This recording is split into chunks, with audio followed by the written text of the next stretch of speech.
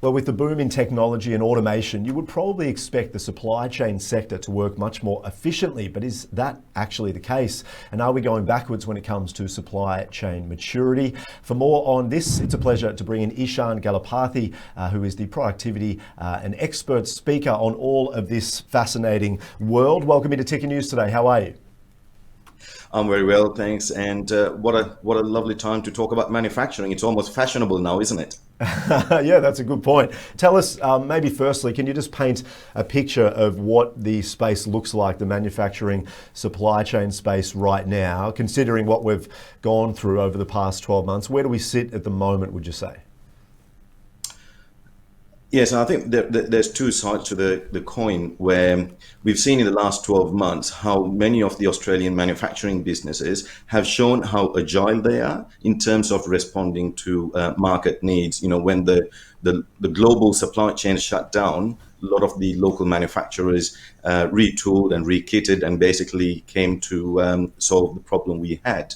Having said that, the Australasian Supply Chain Institute conducted a study recently, and what they found was between 2018 and 19, and this is the latest information we have, the overall supply chain maturity has actually gone backwards from 52 to 46%, so gone backwards by 6 percentage points, despite of the Richter scale advancement in technology and automation. So we've got to ask the question as to what's going on here.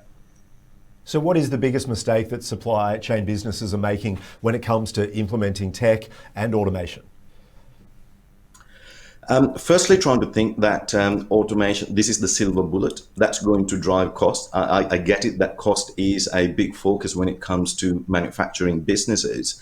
But many business owners or leaders in supply chain use a cost-cutting approach. You know, they look at the P&L and we look at where can we implement technology to drive costs down.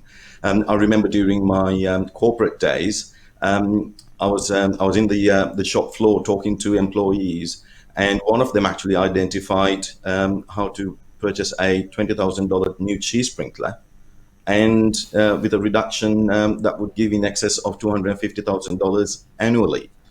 Those kind of improvements would not have come if I had sat in the office looking through the P&L. It's just purely a cost-cutting approach. So trying to implement technology as a silver bullet, trying to reduce cost is probably the primary mistake we make. And just briefly to finish, what's the quickest way for Australian manufacturing sectors to boost capacity? The Australian manufacturing is in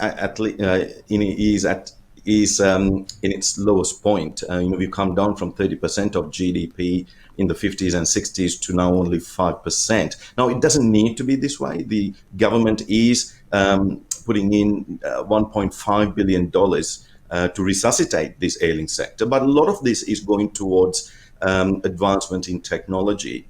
There are a lot of small to medium businesses that don't have a lot of the fundamentals processes in place. I think if we can plug those gaps, we can lift the productivity in Australian manufacturing. And I think there are a lot of export opportunities as well that we can leverage from those early wins. Ishan, great to chat. Keep us up to date with how it all develops. We'll talk again soon. Fabulous. Bye for now.